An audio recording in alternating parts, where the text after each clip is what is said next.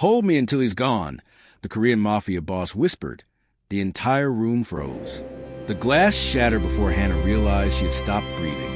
For half a second, the world fractured into glittering shards of light. Crystal exploding against marble, reflections splintering across the floor. The music stuttered, bass trembling like a wounded heartbeat. Someone gasped. Someone else swore under their breath. Then came the silence. Not the peaceful kind. The kind that presses against your ears until you're aware of your own pulse, loud and unforgiving. Cold air rushed into the open doors of Echelon, carrying rain, exhaust, and the unmistakable tang of danger. Hannah stood frozen behind the bar, her fingers clenched around a damp towel that smelled faintly of lemon peel and sanitizer. She had been wiping the counter. She remembered that much. She remembered thinking about the stack of unpaid bills folded inside her jacket pocket.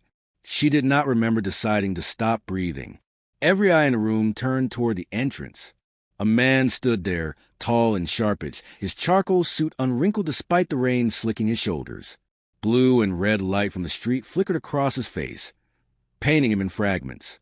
His gaze swept the room slowly, deliberately, as if he already owned everything inside it. Hannah knew that look. Before fear could fully bloom, a presence settled behind her, warm, solid, close enough that her shoulder brushed his chest. When she inhaled, "Hannah!" A voice murmured near her ear, low, controlled, familiar in a way that tightened something deep in her chest. "Hold me," Gene whispered. His breath was warm against her skin, steady despite the tension crackling through the room. "Until he's gone." Her heart slammed violently against her ribs. For a moment, she thought she had misheard him, thought her mind, already fraying, had invented the words. But then his hand settled at her waist, not possessive, not forceful, anchoring. The entire room froze. Hannah's instinct screamed at her to move, to step away, to disappear like she always did when danger approached. But Gene Park was standing behind her, asking for something she had never imagined he would ask of anyone. Trust. Slowly, deliberately, Hannah turned. She could feel the weight of 100 eyes on her back as she faced him. Up close, his expression was calm, almost eerily so, but his eyes were dark with something raw and unguarded. He wasn't afraid for himself. He was afraid for her. She lifted her hands and placed them against his chest. His heart was steady beneath her palms. Behind him, the man at the door took one step forward, and Hannah realized, with startling clarity, that her ordinary world had already ended. Hannah Lee had learned, very young, how to make herself small. Not physically. She was tall enough to be noticed, her presence impossible to erase entirely. But in every other way that mattered. She learned to soften her footsteps, to lower her voice, to keep her head down. She learned that survival often depended not on strength, but on invisibility. At 26, she moved through life with practiced quiet. By day, she lived in a narrow apartment that smelled faintly of old books and instant coffee, shared with her younger brother Minjae. The walls were thin, the furniture mismatched, but it was theirs. She worked mornings at a cafe near his university, evenings at Echelon, and nights doing mental arithmetic, rent, tuition, utilities, until exhaustion dragged her into shallow sleep. Their parents had been gone 5 years now. A highway accident. A phone call that split her life into before and after. One moment she was a college sophomore worrying about exams. The next, she was signing paperwork she barely understood and promising a trembling 14-year-old boy that everything would be okay. She had learned not to break promises. Echelon paid well. Too well, some said, for pouring drinks and wiping tables. But it came with rules. Strict ones. Don't ask questions. Don't repeat what you hear. Don't look into the VIP rooms longer than necessary. Hannah followed every rule. That was how she noticed Gene Park. Not because he demanded attention, but because he never did. The first night she served him, the club had been loud. Too loud. The kind of noise that rattled your teeth and left your ears ringing long after you went home. The VIP section was crowded with men who laughed too loudly and tipped too little. Gene sat alone in the corner booth. He wasn't drinking. That alone set him apart. He wore a black suit tailored to perfection, no visible jewelry, no entourage hovering at his back. He sat still, hands folded loosely on the table, observing the room with eyes that missed nothing. When Hannah approached, she felt it before she saw it. That sensation of being fully seen. "Can I get you anything?" she asked, her voice professional, neutral. He looked up. His eyes were dark, steady, and unreadable.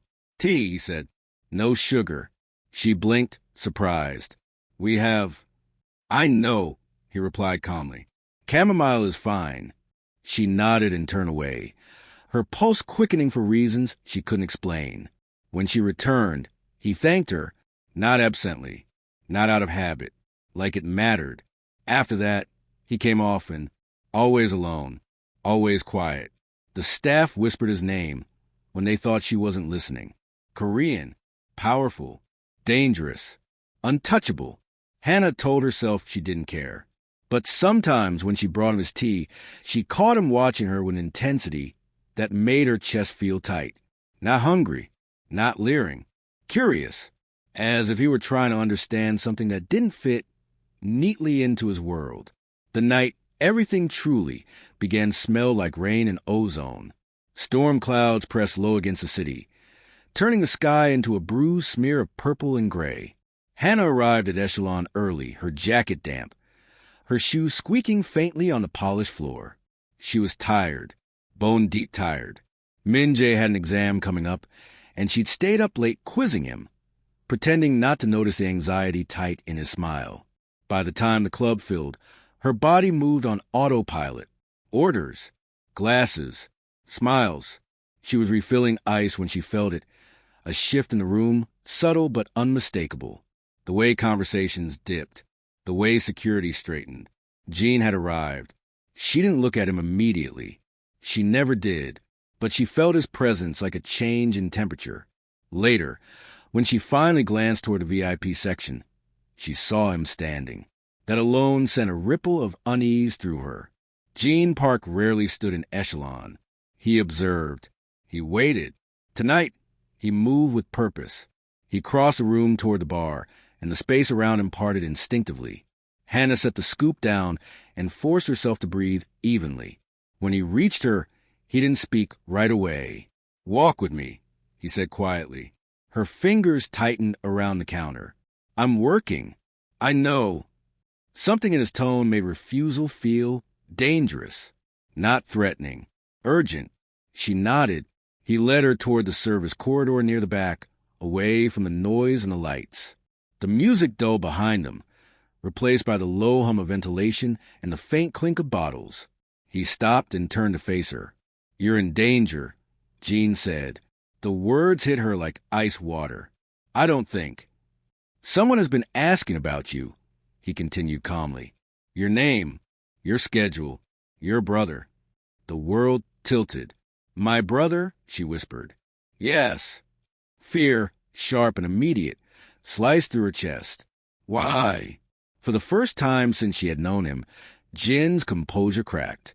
His jaw tightened. His eyes darkened. "Because you matter to me," he said. The corridor felt too small suddenly, the walls closing in. "That's not," Hannah swallowed. "That doesn't make sense." "It doesn't have to," he replied. "It just is." Silence stretched between them, heavy and charged. "I can't protect you from a distance anymore," Jean continued. "I need you close. With me." Her instincts screamed. This was the moment where everything went wrong in stories. The moment when a woman stepped into a world that swallowed her whole. "Are you asking me to work for you?" she asked carefully. "No." "Then what are you asking?" Jean held her gaze, unwavering. "I'm asking you to trust me." Trust. The word felt foreign on her tongue. "What happens if I say no?" she asked. His answer came without hesitation. "Then I will still protect you. It will just be harder." She laughed softly, a brittle sound. "You make it sound like I don't really have a choice." "You always have a choice," he said. "I just want you to be alive to make it." That was what decided her. Not his power, not his wealth, but the quiet certainty that he was already protecting her, and had been long before she knew to be afraid. "I need to tell my brother," she said. Of course. And I'm not owned, she added, her voice firmer. Something like approval flickered in his eyes. Never, Jean said. You stay because you choose to. The penthouse overlooked the city like a watchful sentinel. Hannah stood just inside the doorway, her small duffel bag at her feet, taking it all in. Floor-to-ceiling windows framed the skyline. The space was minimalist but warm, dark wood, soft lighting, clean lines. This is temporary, Jean said, setting her bag down in the guest room. Until we know who's behind this. And after, she asked, then you decide. He didn't linger. He didn't crowd her. When the door closed behind him, Hannah sat on the edge of the bed and finally let her hands shake. She had stepped into a world of power and danger, guided by a man who terrified and intrigued her in equal measure. And somewhere deep inside, beneath the fear, something else stirred. Hope. She didn't sleep much that night. Neither did Jean. They learned each other in fragments over following days. Shared breakfasts, quiet dinners, conversations that skirted around truths neither was ready to voice. Hannah learned that Jean drank tea at night to calm his thoughts, that he read history when he couldn't sleep, that he kept his promises with ruthless precision.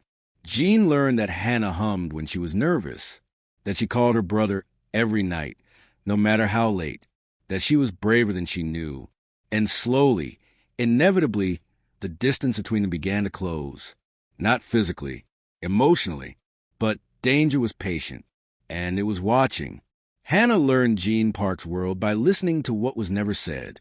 The penthouse ran on quiet efficiency. Staff arrived and departed without announcements.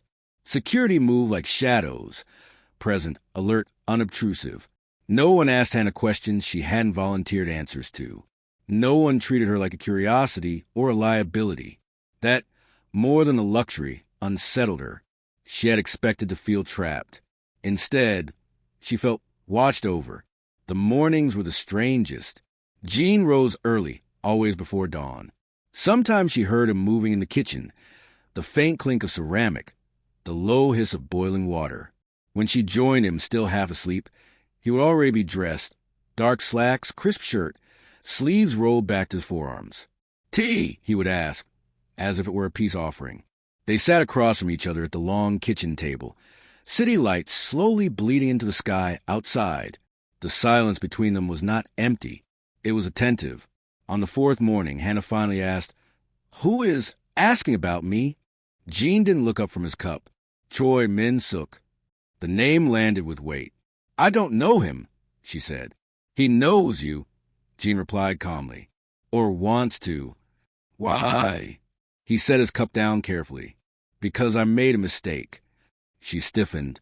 "What kind of mistake?" "I let him see that I care," Jean said. "And in my world, that is an invitation." The honesty startled her. "You didn't have to tell me that." "Yes," he said quietly. "I did."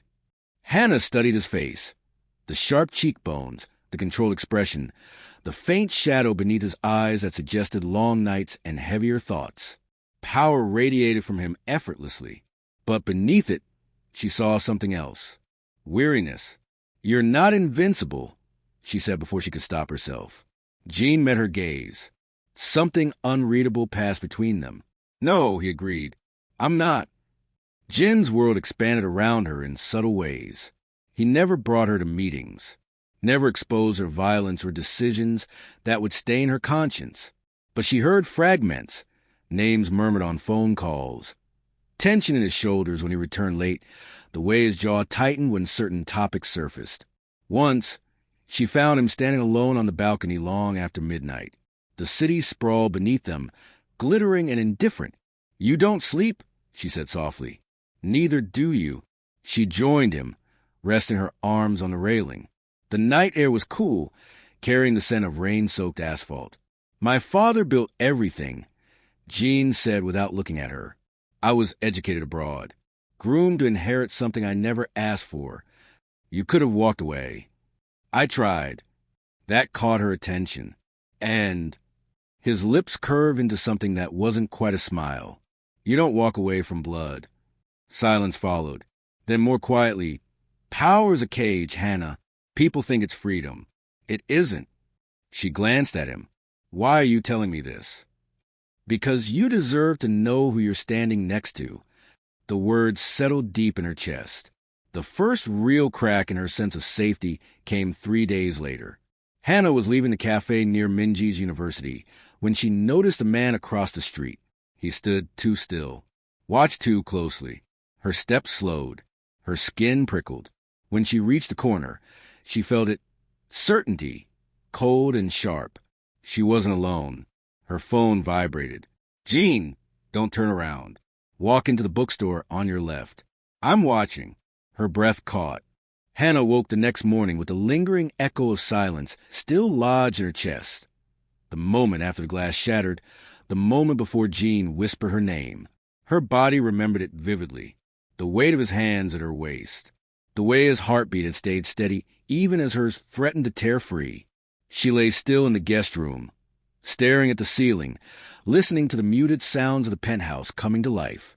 For the first time since arriving there, she didn't feel like a guest. She felt involved. When she entered the kitchen, Jean was already there, sleeves rolled up, pouring hot water into a teapot. He looked unchanged, composed, immaculately controlled, but something in his posture had shifted. His shoulders were tight, as if he were carrying more than usual. You should stay inside today, he said without turning. I won't, Hannah replied evenly. He glanced at her then. It's not a request. And I'm not a child. The tension between them snapped taut. I don't want you hurt, Jean said. And I don't want to be hidden away like something fragile, she shot back. That's how Choi wins. Silence stretched. You think I don't know that? Jean asked quietly. You think I don't see the risk every time you leave this place? Then trust me, she said, the way I trusted you. The words landed harder than she intended. Jean studied her for a long moment, searching her face as if recalibrating his understanding of her entirely. Finally, he nodded. All right. Relief washed through her, followed immediately by fear. Jean adjusted his world around her, not by pulling her deeper into it, but by letting her stand beside him.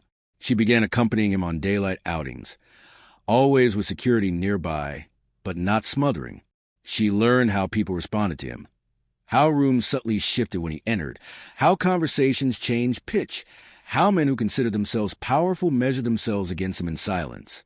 She also learned what power cost. At a charity luncheon, she watched Jean smile politely while a councilman joked about necessary evils. His fingers tightened imperceptibly around his glass. Later, in the car, Hannah said, You hate that. I hate hypocrisy, Jean replied. People excuse cruelty when it benefits them. You don't. I don't excuse it, he said. I contain it. She thought of the man who had followed her near the bookstore, of Choi's cold smile. Containment can still hurt people. Yes, Jean agreed. That's why I need to be aware of every line I cross. She looked at him then, really looked at him, and understood that his restraint wasn't weakness. It was discipline. The message arrived that evening. Hannah's phone vibrated once on the nightstand, a number she didn't recognize. She opened it. You held him like he belonged to you. Do you know what happens to things he belongs to? Her blood ran cold. Before she could respond or even breathe, another message appeared. A cafe near Minji's University. Tonight, you come alone or he does. Hannah's hand shook as she lowered the phone. Jean was on the balcony, speaking quietly into his phone. She watched his profile through the glass, the city lights carving sharp angles across his face. He ended the call and turned. He knew. I'm not letting you go, he said immediately. I'm not asking for permission, Hannah replied. That's not bravery. Jean snapped. That's recklessness. No, she said. It's leverage. His jaw tightened. You think Choi won't hurt you? I think he already plans to, she said softly. This way, at least, we control the variables. The room pulsed with tension. I won't risk you, Jean said, and I won't let my brother be used against me, she replied. This end tonight. They stared at each other, two people used to surviving by very different rules. Finally, Jean exhaled slowly. Then we do it my way, he said, The cafe was nearly empty when Hannah arrived. It was small, tucked between a bookstore and a dry cleaner, its windows fogged from the warmth inside. She ordered tea with steady hands and sat at a corner table, her heart hammering. Minutes passed. Then Choi appeared. He slid into the seat across from her, with a smile that didn't reach his eyes. "You made quite an impression," he said. "Leave my family alone," Hannah replied without preamble. Choi laughed softly. "You're bolder than I expected. I'm done being afraid." "You shouldn't be," he said. "Fear keeps people alive. An obsession gets them killed." His smile faltered. "You think Gene Park will choose you over his empire?" Choi asked. "Men like him don't choose. They conquer." Hannah leaned forward, her voice low. "You underestimate him." Choi studied her for a moment, then shook his head. "No, I underestimate you." The door opened. Gene walked in. The temperature in the room seemed to drop. Choi stood slowly. "Right on time." Jin's gaze flicked briefly to Hannah, checking, assessing, before settling on Choi. "This ends," Gene said. "Does it?" Choi replied. "Or does it end when she breaks?"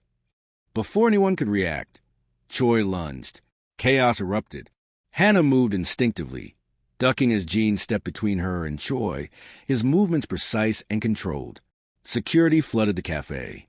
Chairs scraped. Someone shouted. Choi was restrained within seconds. But Hannah didn't see any of it. She saw Gene, saw the flash of fury in his eyes, the way his control fractured, just enough to reveal how close he had come to losing her. When it was over, when Choi was dragged away, Gene turned to her. "Are you hurt?" he asked. She shook her head, breathless. "No." His hands hovered at her shoulders, not touching. "I told you I would protect you. And I told you I wouldn't hide," she replied. For a moment, the world narrowed to just the two of them.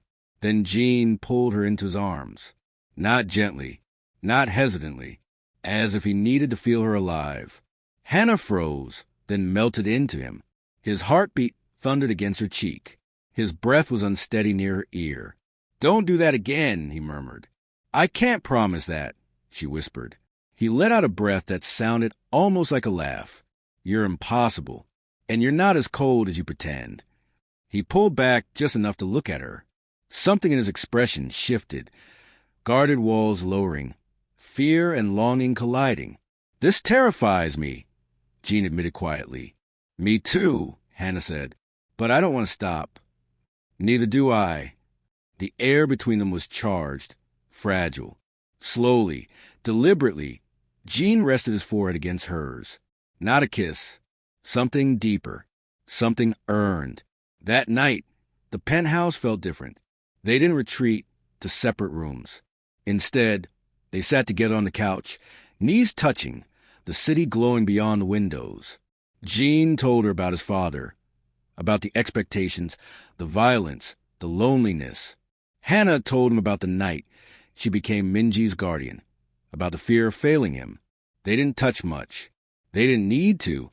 When exhaustion finally claimed them, Hannah fell asleep with her head on Jin's shoulder, his arm resting lightly around her, protective without restraint. For the first time, Gene slept deeply. And for the first time, Hannah believed that whatever came next, they would face it together. But Choi Min-suk was not finished. And the final confrontation would demand more than trust. It would demand everything. The warning came at dawn. Gene was already awake when his phone vibrated on the nightstand. He read the message once, then again, his expression tightening into something cold and lethal. Hannah stirred beside him on the couch. "What is it?" "It's finished," Gene said quietly. She sat up, instantly alert. "Finished how?" "Choi is desperate," Gene replied, "which makes him dangerous." Outside, the city was just beginning to wake. Delivery trucks rumbling below, early light cutting through the skyline. It felt wrong. How normal everything looked. "He's calling a meeting," Gene continued. "Public. Neutral ground. He wants witnesses." Hannah's stomach clenched. "He wants to control the narrative." "Yes. And you're going." Gene didn't answer immediately. "You're not going without me Hannah said firmly. He turned to her then. This ends tonight. And I'm part of the reason it started, she replied. I won't disappear now. Jean searched her face. Fearless, resolute, unmistakably present. Slowly, he nodded. Then you stand beside me. The hall was vast and immaculate, all marble floors and vaulted ceilings.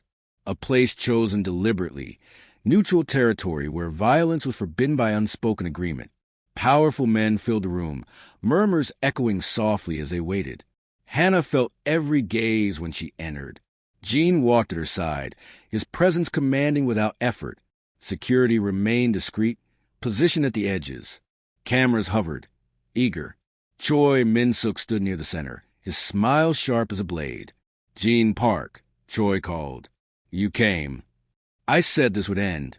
Jean replied evenly. Choi's gaze slid to Hannah. You brought her? Yes. A ripple of tension passed through the room.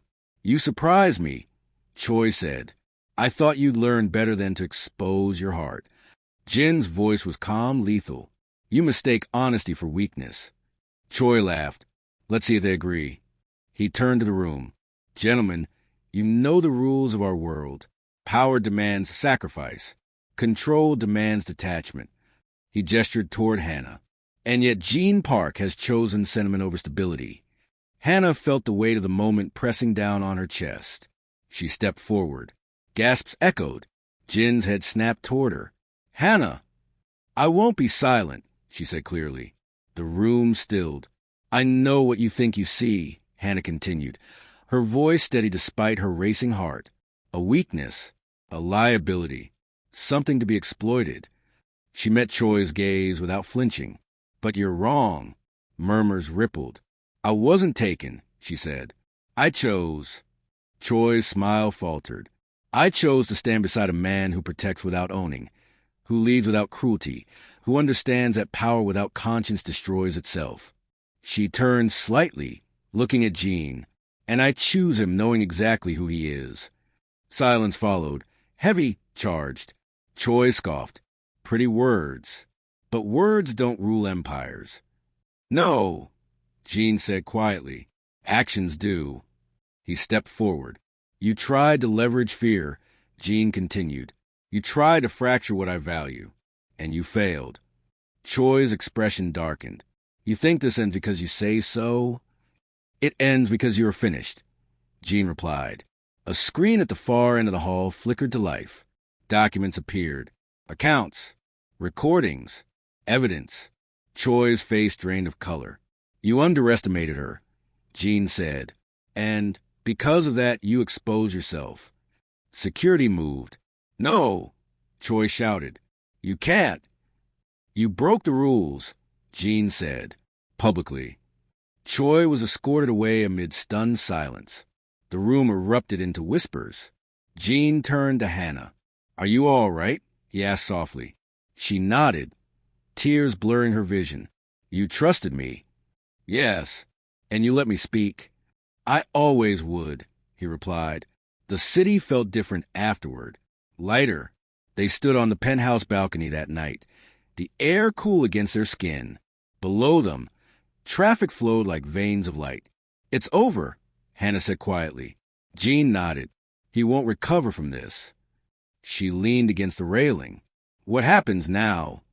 He studied her face, the strength, the softness, the courage she had claimed for herself. Now, Jean said, I decide what kind of future I want. And, she asked, and I want one where power doesn't cost the people I love. The word hung between them. Love. Hannah's breath caught. Jean stepped closer. I won't cage you, he said. I won't ask you to give up your life. She looked up at him. I don't need you to. He reached for her hand, his touch warm and sure. Stay with me. Not because you need protection, because you want to. She smiled, a real unguarded smile. I want to, she said. This time, when he kissed her, it was slow, intentional, a promise rather than a claim. The city watched, indifferent and eternal. But for Hannah, everything had changed. Months later, Echelon buzzed with its usual energy. Hannah no longer worked behind the bar. She sat at a corner table now, Reviewing notes, laughter soft on her lips as Minjae teased her about being mysterious. Jean watched him across the room, pride warm in his chest. The Empire still existed. The danger still lingered. But something fundamental had shifted. He was no longer alone. Hannah caught his eye and smiled. And Jean Park, the man who once ruled from the shadows, smiled back without fear, because some power was worth sharing, and some love was worth risking everything for. Thank you for listening to Hold Me Until He's Gone, the Korean Mafia boss whispered. The entire room froze. If you enjoyed this story, don't forget to like, subscribe, and share. Your support means the world. Until next time, Red Heart,